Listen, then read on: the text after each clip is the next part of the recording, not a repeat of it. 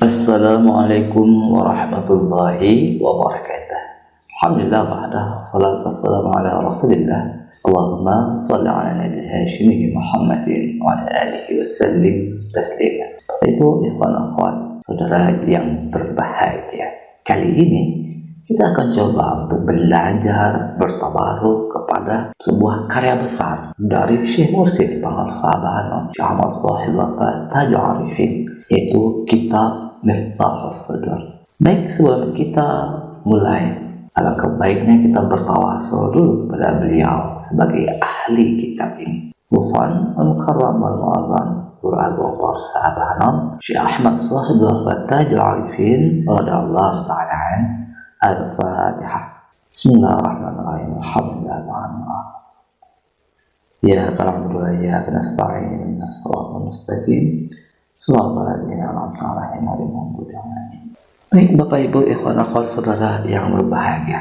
Insyaallah kita dimulai dari video sekarang ini kita akan coba bertabaruk untuk memahami, untuk mendalami kandungan dari kitab Miftahus Sadr karya Pengarsabahan ini ya Bapak Ibu sekalian. Sebagaimana yang telah disebutkan, judul kitab ini adalah Miftahus Sadr. Apa arti Miftahus Sadr? Ini kan sudah ada ya Bapak Ibu sekalian terjemah daripada kitab ini yang langsung mendapat rekomendasi dari pengarsahabah, yaitu Profesor Dr. Abu Bakar Aceh. Nah, beliau menerjemahkan Miftahus Sadr sebagai kunci pembuka dada. Jadi Miftahus Sadr, miftah itu kunci pembuka, sudur itu dada atau dada-dada ya. Apa? Karena sudur itu jamak dari sadar. Ya, kalau sadar itu satu dada, maka sudur itu jamaknya beberapa dada. Jadi Bapak Ibu sekalian, dari kalimat judul tadi sebetulnya kita bisa memahami apa yang dimaksud dengan Miftahus Sadr. Jadi Miftahus Sadr itu kunci pembuka dada. Dada ini ya seperti sebuah pintu terkunci. Jadi dada itu perlu dibuka, dan karena itu kita harus mendapatkan kunci pembukanya, miftahnya. Maka ketika dada itu dibuka, maka nanti akan ada dada-dada yang lain, akan ada hati-hati yang lain. Maka disitulah nanti akan kita pahami kenapa pengarsahabah menyebutkan kata sudur itu dengan jamak Miftahus Sadr, kunci pembuka dada. Jadi dada yang satu itu kalau dibuka masih ada lapisan yang lebih dalam lagi di dalamnya. Jadi dada itu nanti dibuka, apa isinya? Nah, nanti ada qalbu ya, ada fuad, ada syaraf, ada lub, ada sir, ada anak ya, seperti yang dijelaskan oleh Pengarsahabah Anom di dalam kuliah beliau bersumber dari sebuah hadis kursi di mana Allah Subhanahu wa taala berfirman, "Banaitu fi jawfi ibni Adam qasran, fil qasri sadran, fil sadri qalban, wa fil qalbi fuadan, wa fil fuadi syarafan, wa fil syarafi lubban, wa fil lubbi sirran, wa fil sirri ana." Jadi ada 7 lapis dada atau ada 7 lapis hati di dalam diri kita. Jadi Bapak Ibu sekalian, tubuh kasar kita ini seumpama sebuah istana. Tubuh itu ada pusatnya, ada intinya.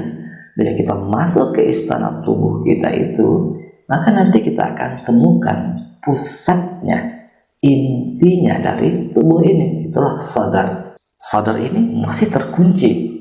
Nah, ketika terbuka sadar itu, ada lapisan yang lebih dalam lagi. Itulah disebut dengan qalbu. Qalbu masih terkunci. Nah, ketika terbuka qalbu itu, nanti akan ada lapisan yang lebih dalam lagi yang disebut dengan fuad. Fuad terbuka lagi, ada lagi yang lebih dalam lagi yang disebut dengan syaraf. Terus terbuka lagi syaraf ini, nanti ada yang lebih dalam lagi, yaitu yang disebut dengan lub. Lub terbuka lagi, akan ada yang lebih dalam lagi yang disebut dengan sir.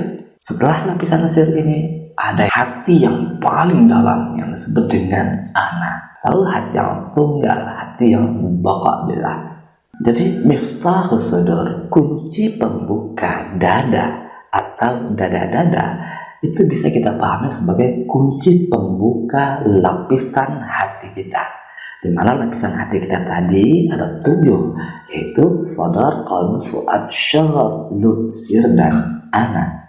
Jadi miftahus sudur itu kita mendapatkan kunci untuk membuka 7 lapisan hati kita tadi. Nah, karena terkunci, maka kita harus mendapatkan kuncinya, miftahnya. Karena tidak semua orang bisa untuk membuka lapisan-lapisan hatinya itu. Walaupun kita memaksa untuk membuka lapisan hati kita, tetapi tidak mudah loh Bapak Ibu sekalian ya. Wah, tidak mudah sekali. Walau masing-masing kita memiliki lapisan hati, tapi tidak semua kita punya kunci. Walau masing-masing kita memiliki sadar, qalbu, fuad, syaraf, lub, sir, dan ana, namun tidak semua kita punya miftahnya, punya alat untuk membukanya. Nah, karena itu kita perlu mendapatkan miftahnya, kuncinya, untuk membuka lapisan demi lapisan hati kita itu. Dimulai dari sadar, qalbu, fuad, syaraf, lub, sir, hingga ana. Apa alat yang membuka lapisan-lapisan hati itu? Apa miftahus sudurnya? Miftahus sudurnya adalah zikir kepada Allah. Jadi senjatanya itu, miftahnya, alatnya, kunci pembukanya untuk membuka sekaligus menembus lapisan-lapisan hati kita itu adalah zikir kepada Allah. Nah, zikir seperti apa yang bisa menjadi miftah? Zikir seperti apa yang bisa membuka lapisan-lapisan hati itu? Tentu saja tidak sembarang zikir ya Bapak Ibu. Nanti kita akan banyak pahami perihal ini di beberapa episode berikutnya. Tetapi yang paling utama adalah karena Allah memang memerintahkan kita untuk belajar zikir kepada ahlinya, ahli zikir. Fas'alu ahla zikri in kuntum la ta'lamun. Bertanyalah atau mintalah kepada ahli zikir kunci pembuka hati itu jika kalian tidak mengetahuinya. Jadi zikir yang diperoleh dari ahli zikir, dari seorang syekh mursyid, maka nanti akan ada pembahasan mengenai talqin zikir kepada seorang ahli zikir. Jadi saking pentingnya ahli zikir itu, karena tidak semua zikir, tidak semua kalimat zikir itu menjadi pembuka lapisan-lapisan hati itu. Jadi talqin itu merupakan suatu keharusan untuk mendapatkan kalimat zikir yang mampu membuka lapisan-lapisan hati kita. Kalau tidak talqin bagaimana? Ya tidak apa-apa ya. Tetapi biasanya tidak mampu membuka lapisan-lapisan hati yang terdalam.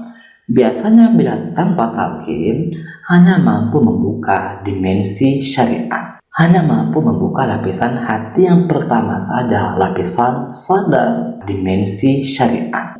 Adapun lapisan kedua, ketiga, dan yang lebih dalam lagi, biasanya tidak mampu untuk ditembus apabila kita tidak melalui pintu talqin kepada seorang ahli zikir, kepada seorang syekh mursyid. Jadi Bapak Ibu sekalian, apabila kita betul-betul ingin menggeluti jalan-jalan spiritual melalui tarekat sufi, maka nanti akan kita pahami betul betapa tinggi, betapa penting peranan seorang syekh mursyid di dalam proses perjalanan suluk menuju puncak-puncak spiritual. Betapa pentingnya seorang syekh mursyid dalam kita membuka dan menembus lapisan-lapisan hati kita hingga lapisan hati kita yang terdalam. Jadi syekh mursyid itu penting sekali keberadaannya. Namun Bapak Ibu sekalian, tolong jangan salah paham ya. Wah, Syekh Mursyid itu hebat ternyata ya. Syekh Mursyid itu lebih tinggi ternyata ya daripada baginda Nabi Muhammad Sallallahu Alaihi Wasallam. Wah, orang tarekat itu menomor duakan Nabi dan menomor satukan syekhnya, Syekh Mursyidnya. Nah, ini salah paham ya Bapak Ibu sekalian. Perlu dipahami Bapak Ibu sekalian, bagi kaum tarekat ya, bagi kaum tarekat, baginda Nabi Muhammad Sallallahu Alaihi Wasallam itu bukan sekedar Nabi dan Rasul. Beliau adalah seorang ahli zikir. Beliau adalah seorang Syekh Mursyid. Ya Bapak Ibu sekalian, jadi baginda Nabi itu adalah Syekh Mursyid. Maka Syekh Mursyid yang sekarang silsilahnya itu pasti bersambung kepada baginda Nabi Muhammad. Jadi Nabi Muhammad itu guru besar para Syekh Mursyid. Baginda Nabi Muhammad SAW bagi para sufi, bagi semua Syekh Mursyid di atas permukaan bumi ini adalah Syekhul Masyayikh, guru dari semua guru mursyid. Baik, itu saja dapat kita pelajari pada kesempatan kali ini. Semoga ada barokahnya untuk kita semuanya, khususan Al-Mu'azzam wal-Mukarram Guru Agung para sahabat Anom Syekh Ahmad Shahibul Fatah Ja'arifin radhiyallahu ta'ala an. Al-Fatihah. Bismillahirrahmanirrahim. Alhamdulillah. Ya, kama mudu ya nasta'in shiratal mustaqim. Walhamdulillahirabbil alamin. Wassalamualaikum warahmatullahi wabarakatuh.